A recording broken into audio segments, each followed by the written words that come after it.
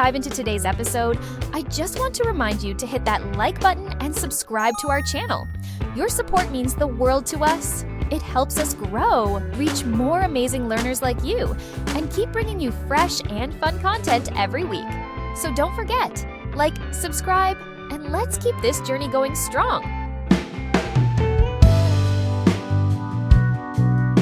Hello, wonderful idiom explorers, and a very warm welcome back to another exciting episode of Idiom Insights.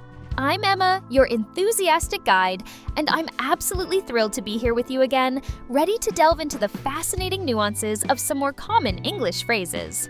It's always a pleasure to share this learning journey with you as we navigate the colorful world of English. And I'm Jack, your co-host and ever-curious word detective, here to help unravel the meanings and perhaps share a chuckle or two as we explore the rich landscape of idiomatic English. It's wonderful to be back in the Idiom Insights studio, Emma, and a big hello to all our fantastic listeners around the world. Thanks for tuning in for another dose of idiom discovery.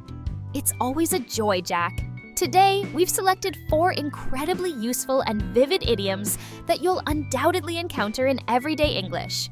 Understanding these will not only significantly boost your comprehension, but also provide you with more natural and expressive ways to communicate your own thoughts and observations. These phrases cover improvising, feeling perfectly well, the value of time, and problems piling up. A truly excellent and varied mix today, Emma. These are idioms that really add character and depth to conversation. Here are the 4 idioms we'll be diving into in this episode of Idiom Insights. First, an idiom for relying on instinct and improvisation rather than a clear plan. Fly by the seat of your pants. Second, a phrase meaning to feel perfectly healthy or well, or for something to be perfectly correct. Right as rain. Third, a well-known proverb emphasizing that time is a valuable resource that should not be wasted. Time is money. And finally, an expression for when multiple misfortunes or problems occur at the same time or in quick succession. When it rains, it pours. Those are all fantastic and very common idioms, Jack. Each one paints a very clear picture and is used frequently, so understanding them will be incredibly beneficial for our listeners as they engage in English conversations and encounter these phrases in media. I couldn't agree more. They're all very practical and insightful. And before we delve into the intricacies of our first idiom, a quick and sincere request from both of us here at Idiom Insights. If you're finding these episodes valuable for your English learning journey and you enjoy our explorations, please take a moment to subscribe or follow our podcast on your preferred listening platform. Yes, subscribing is the best way to ensure you don't miss any of our future idiom adventures and linguistic discoveries. And if you're feeling extra supportive, a like or a positive rating on your podcast platform truly helps other English learners discover Idiom Insights. We are so grateful for your engagement and continued support. It really fuels our passion for this. It genuinely makes a massive difference. Thank you all for being part of our community. Right then, Emma, are you ready for our first idiom? Which sounds a bit like a risky way to travel? Let's do it! Our first idiom for this episode of Idiom Insights is fly by the seat of your pants. Fly by the seat of your pants. This is a very colorful phrase. What does it mean to fly by the seat of your pants, Emma? It sounds like you don't have much control. It does imply a lack of formal control or planning, Jack. To fly by the seat of your pants means to do something difficult or manage a situation by relying on your instincts, intuition, and improvisation rather than using a clear plan, established methods, or proper training or equipment. The phrase originally comes from early aviation, when pilots sometimes had to rely on the feel of the plane through their seat, the seat of their pants, to gauge its movements and stability, especially in poor visibility when instruments were unreliable or non-existent.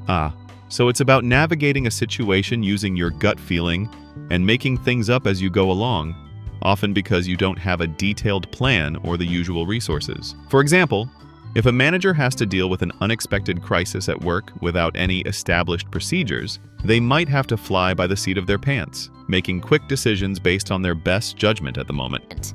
Precisely. Or if someone starts a new business with very little experience or capital, and they have to adapt and solve problems as they arise without a clear roadmap. They are flying by the seat of their pants. It often implies a risky or uncertain situation where you are relying heavily on your ability to improvise successfully. It sounds like it can be both exciting and terrifying. It suggests resourcefulness and adaptability, but also a lack of preparation or a high degree of uncertainty. Yes, that's a very good summary. It can be seen as admirable if someone successfully navigates a difficult situation by flying by the seat of their pants, showing quick thinking and good instincts. But it can also be seen as reckless if it's due to a lack of proper planning when planning was possible. So, if a speaker has to give an impromptu presentation because the scheduled speaker didn't show up and they have no notes, they would have to fly by the seat of their pants, relying on their knowledge and ability to speak spontaneously. Exactly. It's all about that on-the-spot improvisation and reliance on instinct. Okay, so to fly by the seat of your pants means to manage a situation or do something difficult by relying on instinct and improvisation rather than a clear plan or formal methods. Ready to hear Mia and Mark use this idiom? Let's listen in. I wonder what unplanned or improvised situation they might be discussing. Mark, remember when we organized that charity bake sale last year? We had such detailed plans for everything. Who was baking what? The rota for manning the stall, the pricing, the marketing. It was all meticulously planned out. Oh yes, I remember. You had spreadsheets for everything, Mia. It was incredibly well organized, and it was a big success because of it. Why do you bring that up? Well, I was just talking to Sarah, who's organizing this year's bake sale, and it sounds like a completely different approach. Apparently, they only decided to do it a week ago. They haven't assigned specific bakes to anyone, and they're still not even sure where the stall will be located on the day. You're kidding. A week's notice and no clear plan for a bake sale. That sounds incredibly risky and disorganized. How are they expecting it to work? That's what I asked. Sarah just laughed and said they're just going to fly by the seat of their pants on the day, see who brings what, find a spot, and hope for the best. She said it would be more spontaneous and fun that way. I'm a bit worried it's going to be a complete disaster. Flying by the seat of their pants for a charity event that needs to raise money? That's a very bold or perhaps very foolish strategy. I admire their optimism, but I prefer your meticulous planning. That was a perfect example. Mia described how Sarah's team was planning to organize the bake sale by flying by the seat of their pants, meaning they were relying on improvisation and hoping for the best without any detailed plans or organization, which contrasted sharply with Mia's previous well-planned approach. Exactly. The idiom conveyed the lack of preparation and the reliance on spontaneous action for this year's event, highlighting the risk and uncertainty involved in such an approach. It's a very common and descriptive idiom for situations managed by improvisation rather than planning. It is. So next time you see someone managing a situation by relying on instinct and making things up as they go, remember the idiom, they're flying by the seat of their pants. And we'd love to hear if you're a planner or someone who often flies by the seat of their pants. Share your style in the comments section below this episode. Great idea, Jack. Let's move on now to our second idiom in this episode of Idiom Insights. This one is about feeling perfectly well. Our second idiom today is right as rain. Right as rain. This is a lovely, positive-sounding idiom. What does it mean when someone says they are right as rain, Jack? It is indeed a very positive phrase, Emma. To be right as rain means to be perfectly healthy, well, or in good condition, especially after a period of illness, injury, or some other problem. It can also be used to describe something that is working perfectly or is completely correct. The rain part is thought to be used simply for its alliterative quality with right, making the phrase memorable, though some also suggest rain is essential for growth and thus right for nature. So it's about feeling completely fine and healthy, or for something to be in perfect working order. If someone has been sick with the flu, but then they recover fully, they might say, I was feeling awful last week, but now I'm right as rain. Precisely. Or if your car was making a strange noise, but you took it to the mechanic and they fixed it, you could say, the car is right as rain now. The noise is completely gone. It implies a return to a perfect or optimal state after a problem. It sounds like it often implies a recovery or a restoration to good condition. It's not just okay, but perfectly okay. Completely fine. Yes, there's a sense of completeness and well-being. It's a reassuring phrase. You might ask someone who has been unwell, how are you feeling today? And if they reply, right as rain, it means they are fully recovered and feeling great. So, if a computer was having a lot of software glitches, but after a system update, it's working smoothly without any issues, you could say the computer is now right as rain. Exactly. It's functioning perfectly. So, to be right as rain means to be perfectly healthy or well, or for something to be in perfect condition or working correctly. Ready to hear Mia and Mark use this reassuring idiom? Let's listen in. I wonder who or what might have recovered or been fixed in their conversation. Mia, how's your little nephew, Tom, doing? I remember you said he had a nasty fall from his bike last week and had to go to the hospital to get his arm checked. Was it broken? Oh, hi, Mark. Yes, poor Tom did have a bit of a scare. He was very upset and in some pain. We were all quite worried it might be a fracture. So, what was the verdict from the hospital? Is he going to be in a cast for weeks? Well, luckily, after all the x-rays and checks, it turned out it wasn't broken after all. It was just a bad sprain and some bruising. He had to wear a sling for a couple of days and take it easy, but he's already so much better. I saw him yesterday and he was running around the garden, full of energy again. He's right as rain now, thankfully. Oh, that's wonderful news. I'm so glad it wasn't serious. It's amazing how quickly kids can bounce back. So, he's back to his usual energetic self, right as rain. That's a relief for everyone, I'm sure. That dialogue perfectly illustrates the idiom. Mia explained that her nephew, Tom, after a concerning fall and a hospital visit, had fully recovered from his sprain and was now right as rain, meaning he was perfectly healthy and back to his usual energetic self. Exactly. The idiom conveyed his complete recovery and return to good health after a period of injury and worry. It provided a reassuring update on his condition. It's a very common and positive idiom for describing a state of perfect well-being or correct functioning. It is. So next time you or something else is perfectly healthy or in excellent condition after a problem, remember the idiom "you're" or "it's" right as rain. And we'd love to hear about a time you felt right as rain after an illness, or when something you owned was fixed and became right as rain. Share your stories in the comments below the episode. Wonderful idea, Jack! Let's move on now to our third idiom in this episode of Idiom Insights. This one is a very famous proverb about a valuable resource. Our third idiom for today is time is money. Time is money. This is a very well-known saying, often quoted in business contexts. What is the core message of this proverb, Jack? It is indeed a very famous and influential proverb, Emma. Time is money means that time is a valuable resource, just like money, and therefore it should be used wisely and not wasted. It suggests that lost time means lost opportunities to earn money or achieve something productive. Therefore, efficiency and good time management are important. So it's about recognizing the economic value of time and the importance of not squandering it.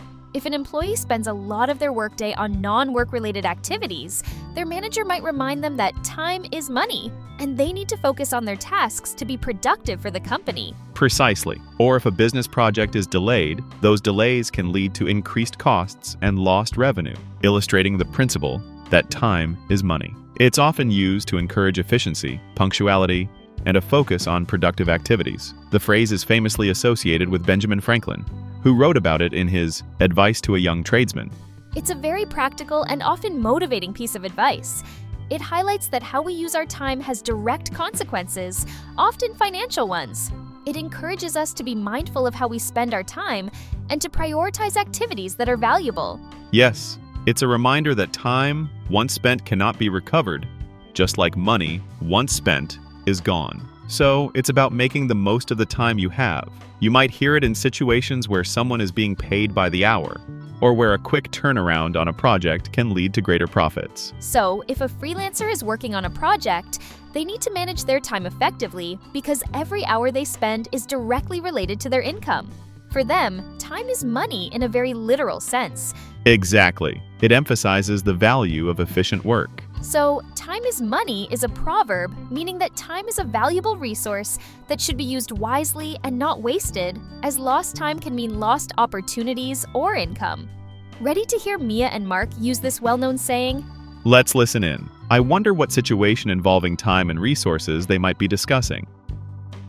Mark, I have been looking at the schedule for our upcoming product launch, and it seems like there are a lot of potential delays built into it. Some of the approval stages between departments seem unnecessarily long. I know what you mean, Mia. Sometimes our internal processes can be a bit slow and bureaucratic.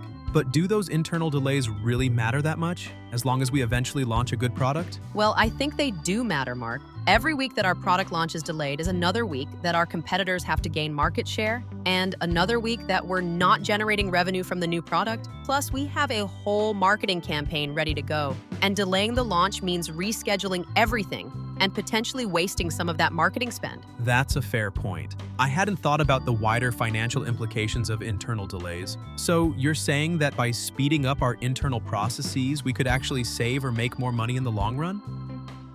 Exactly. In business, time is money. The longer it takes us to get our product to market, the more it costs us in missed opportunities and potentially increased development costs. We need to impress upon everyone the urgency of sticking to a tight schedule.